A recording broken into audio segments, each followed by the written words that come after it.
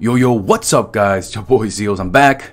It's been a while. It feels like I've been gone almost a week, but I'm back. I had to redo my entire room, pull the cables out, get, the tech guys in here and fix my internet. I mean, it just got upgraded to a gigabyte, whatever, 5G. Anyways, it's been a while and I'm back finally. We have the Vesa update, or what is it? Buff or redesign. I guess it's not really a redesign, it's mostly a buff, but finally we got that, and we have the Heroic Summon event as well as other stuff to talk about, the Altar event and the Blacksmith event. So I'm here for you guys. How you guys been? Before I get right into the video, boys, I have to talk about the 3 newest patrons we have. Oh man, we got some hard names, guys. We got some hard names today. We have, first of all, we got Profex as well as Calic, and the last one I believe is a French kind of a nickname or something. Quaways? Yeah, I tried my best. Thanks for joining the exclusive family. Here's a fist pump right at you, boys. Bam! What's up? So I don't know if you guys are heavily involved with Idle Heroes news or trends or updates like that, but this week we had a Q&A with the developers at DH Games about Idle Heroes, and a lot of people participated, asked good questions. We had bigger issues to talk about, so I've been emailing them for the entire week. We've exchanged a lot of emails, as you can see right there. So the latest reply, and for the first time playing or communicating with them, they're actually apologizing a lot more often for their mistakes. And their latest reply by far is grammatically one of the best structured and answered emails to date. So let me read it out for you guys. Dear Zeals, thanks. Oh, I mean, they at least got my name right instead of saying dear player. That's awesome. Dear Zeals, thanks for the reply. Regard of Ormus. I mean, okay, let's just cut him some slacks, alright? I assume that players have known that the hero's tier class is changing dramatically because of all the hero reworks and adjustments we made recently. This is also a step towards a more balanced hero system, which will eventually or definitely give players more choices on how to build a strong but diversified meta. We would like to find a way to keep the balance between changes and the feeling of players. We have been working on it, and if you or any player you know have any better idea on this, just let us know. We are happy to take it into consideration. We understand that this Q&A event is not enough for players to get direct communication with us. Okay, that is pretty good. It's just an attempt, yes it is, and we would change our strategy as the case may be. That's good. Open to changes, that is awesome. Open to feedback, that is awesome. We have submitted all your requests, which is pretty big, to our manager, and I believe he will consider your request seriously. Best, Lilac. Alright, so I did a follow-up email, including my post on Reddit. I don't know if you guys read that, it's really long. Anyways, it's my most recent post, and I'm waiting for a reply right now. It's, the weekend time over here. I don't want to pressure them too much, but this is pretty much my last straw against not really against, but for the DH Games. And it's basically, I love this game, guys, and I enjoy every aspect of it. Look at what you're seeing right now on your screen. We're seeing Redemption back thanks to Ormus, and people are trying so hard to counter it without a lot of success so far. But it just happened like that overnight, and just people who have spent a lot of money, you just have to understand, right? It's not just an issue for one type of player. Everything is connected in this game. And let's say you just have a lot of money to spend on your hobby, which people do all the time, right? So let's say you decided to dump about $5,000 US during the Ada Heroic Summon event. And you may be surprised, $5,000, right? But I know tons of people who have spent 2 to 5K during the Ada event. And they have spent all that money to getting 2 E3 Adas, or 3 even, or a single. Anyways, they also finished their GVE comp, and within weeks, or how long it took to finish fusing all those heroes, literally 8, 9, 14 days afterwards, we have a literally bottom dwelling hero buffed. And I know it's not the hero's individual power. I don't really care about hero's individual power, guys. Alright, I mean, I discussed that upon hero releases, but I talk about only synergy and group comps. And while Ormus and a Redemption aura is, of course, an expensive endgame aura, hence endgame, so was GVE. And if you spent 9,000, we all accept Everybody, free to play, monthly, doesn't matter, veteran, new. We all know, I stress it in every video, every hero release, or every aura review, that it's not going to last. It can change literally a week. Even in the Ormus video, I said it could literally be countered within a day or 3. I'll cover it. I'll be back with you guys, and that's part of today's video. But when you spend 5,000 or 2,000, or you spent all your glory relics or all that time saving 2,000 heroic scrolls, and that comp is literally destroyed, whether it be Ormus, whether it be another hero, it's a little frustrating. You gotta admit, it's a little frustrating for these players. For me, I don't give a crap about my ranking. I don't care about my account. I don't have one specific account I play. I play so many different accounts every day. I'm checking this account, I'm checking this PV account. That's what I do, right? So when something new happens, I'm like, oh my god, I want to try. I need to do it now. Come on, let me do it. Let me test it. And before I even ask, I guess people just let me test it. But yeah, for most average consumer or player of this game, they have one account, and whatever they spent is what they spent, and literally 5k US or 2k US dollars or 2k heroic scrolls that you've been saving for to finish this nice GVE. Alright, so anyways, I'm talking to the DH Games. If there's any follow-ups, I'll let you guys know, but let's see what we're talking about in this screenshot. We have a redemption versus a triple mim cheese, and we've been fighting double mim cheese and what is that? The triple mim cheeses. And basically the long story short of it is that redemption is doing well against these cheese. Of course, redemption does not have like 100% win ratio. I'm not talking about 80% or 90%. I'm talking about more than before.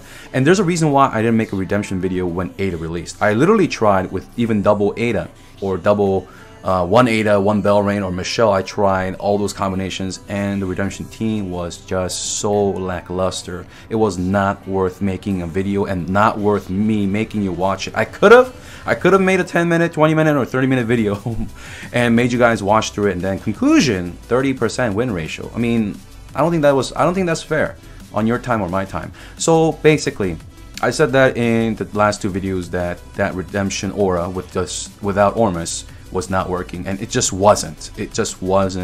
And with Ormus, not because Ormus is powerful, because of how Rescue Mark just ticks at an opportune or amazing time window just to bump up to live through the round, just to live through the mims dot damage into the next round, where the E3 heals as well as any other heals that you have on your heroes to tick. It just made that little difference, and it went from a 35% win in offensive and defensive comp to some comp that is over 50 to 70%, whatever variant you're running or whatever server meta you're on. Anyways, let's look at this picture as well. There is a big Megalodon, and he's running this comp as you're seeing, and Monkey's pretty close to this as well, but pretty much left or right. And the answer is right. In most scenarios, I don't want to say most, but more than 50% win ratio goes to the right. All right, a lot more than 50%. All right, and speaking of which, yesterday I was streaming, and a Korean viewer, I guess, popped in, and he told me that there is an Idol Heroes fan site, it's like a Reddit as well as a Facebook combined.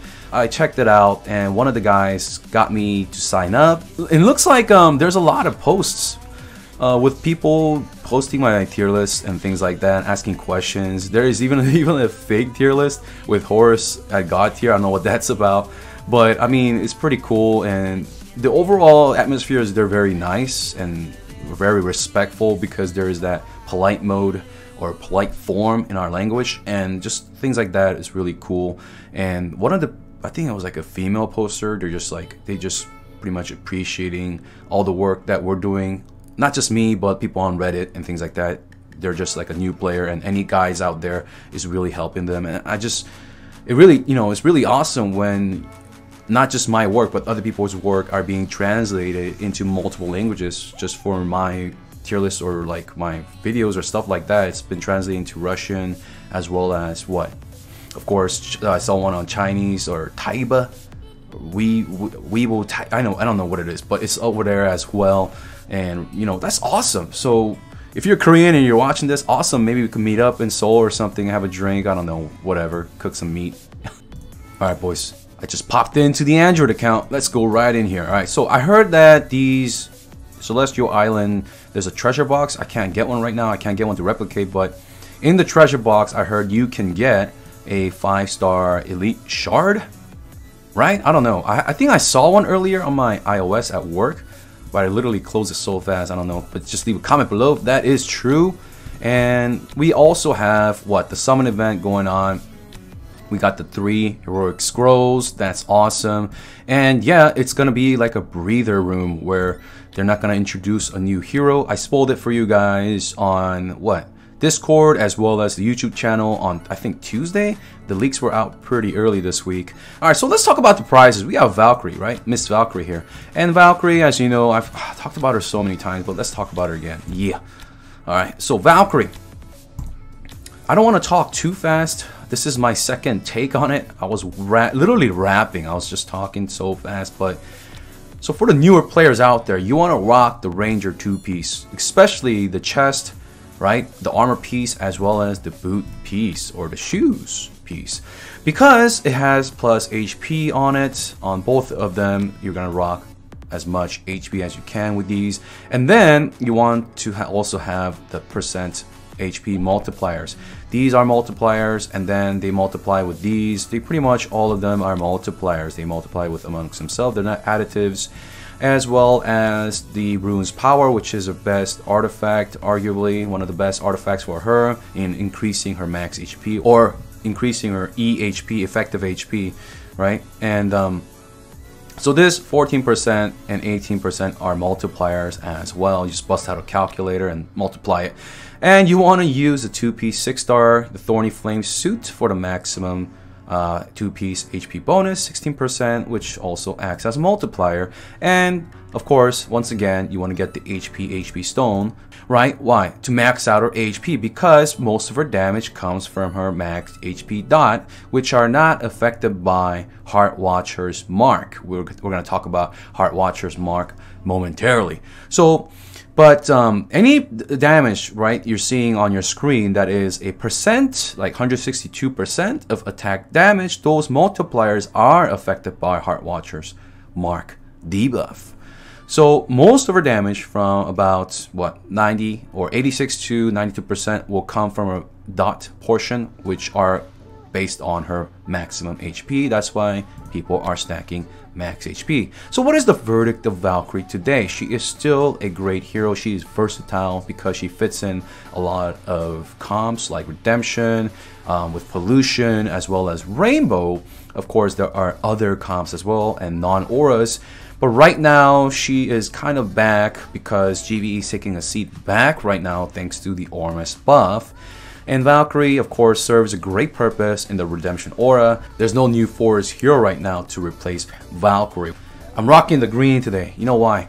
You know why I'm rocking the green? We got to talk about Valkyrie as well as Heart Watcher and Queen Vesa. No, where to go? All right, where you at? Where you at, girl? So, gonna talk about Vesa. So Vesa, right? She got reworked, and let's just talk about her last passive. When self HP is lower than 50%, dispels all crowd control effects on herself. So all the CCs that she has, stuns or freeze or petrify effects or silence effects, are gone. But she also has a 100% chance to silence all enemies for 1 round, and increases self crit damage by 100% for 8 rounds, which lasts a freakishly long time. Now let's dive into this last passive. What is it looks really good on paper.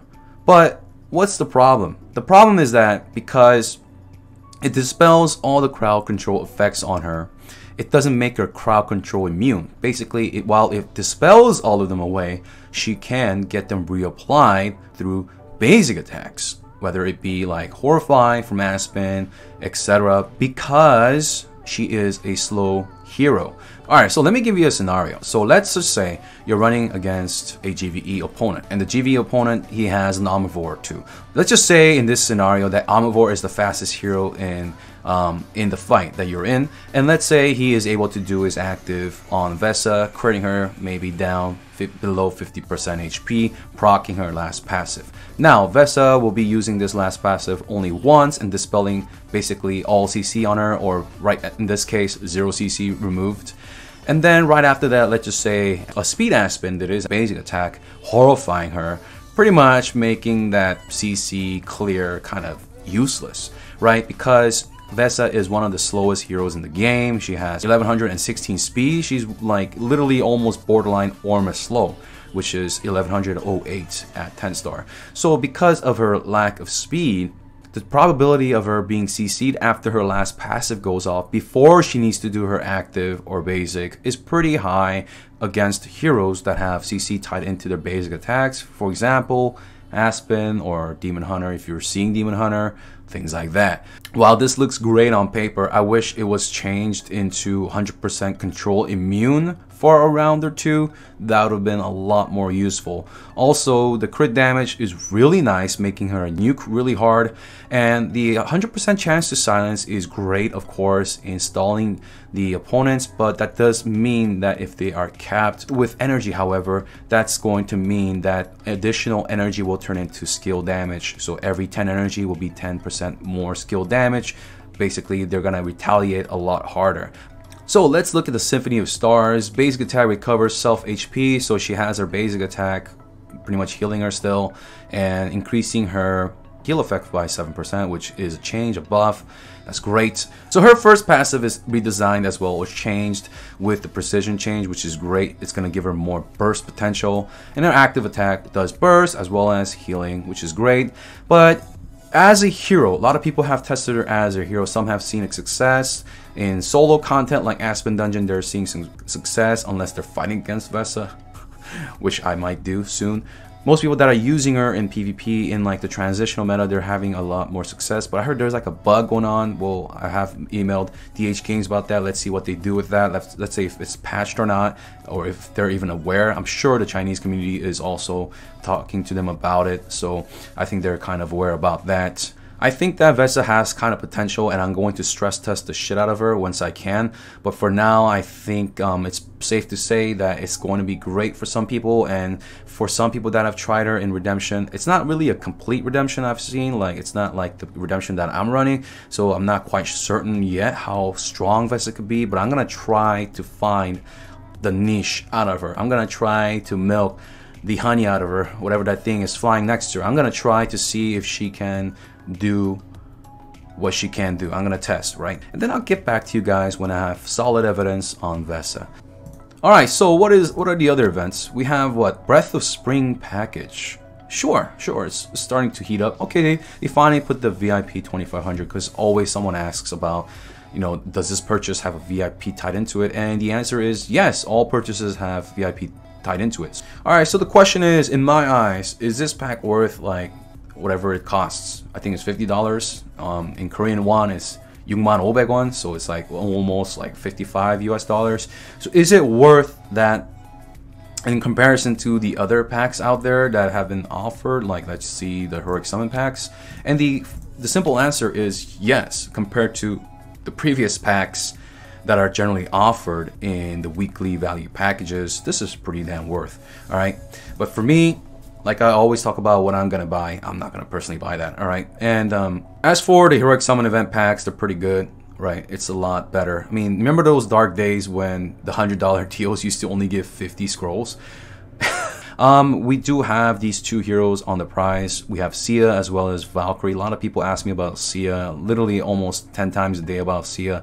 And right now, Sia is kind of in the middle ground. I can see a time where she can come back, but that really depends on how long the rounds are, pretty much. So if your fights are literally 1 or 2 rounds, she doesn't have enough time to also do her utility, which is reducing attack. If rounds are a lot longer than, let's say, round 4 and 5, I can see Sia a lot more beneficial, because Sia does have a power spike around up to round 4 and 5, and after that she's on the verge of almost dying pretty much. And as for Valkyrie, like I said, she's still a great hero, she's still a tanky hero, but it's not what Valkyrie just does, you need to really compliment the crap out of her. Because Valkyrie is not really like a burst hero. While she does have potentially a lot of damage, she's not something that just like tips over the scale. She just consistently does damage, just pumps out damage. Boom, boom, boom, boom, chips away, or, you know, hurls spears away, but she just does damage.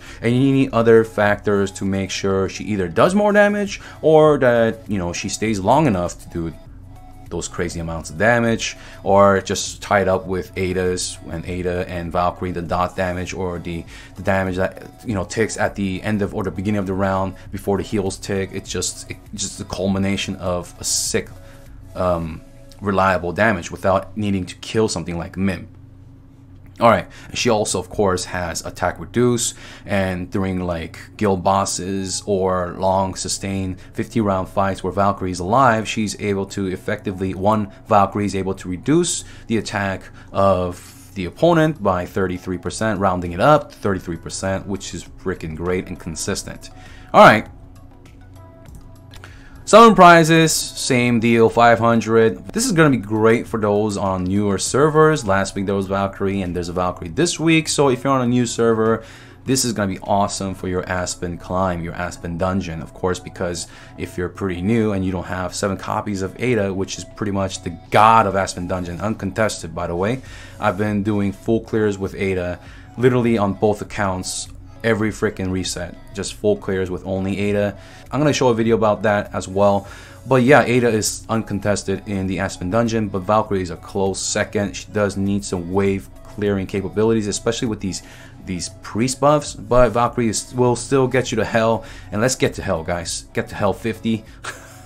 Get there right away. All right, so for the newer players on newer servers and you're wanting to spend, then Valkyrie is gonna be really nice for you guys. So this, I believe that these off-season heroic summon or off new heroes heroic summon events, they really cater towards new players, and that's awesome, I guess. And the altar exchange, we have Belrain as well as Heartwatcher. Can I even do it on this account? But anyways, Belrain and Heartwatcher. Heartwatcher, of uncontested, one of the most required PvE heroes, especially if you're doing long 15 round, or, you know, at least 8 round plus, 8 round plus, 8 to 9 depending on what level star she is, but around then she'll cap out. So Heartwatcher will be really good for those long PvE fights. It's because she's able to help your team do like triple fold or just tons of damage depending on what heroes you're running, because of her Watcher mark damage. And just to simplify this, it works mostly for all kinds of damage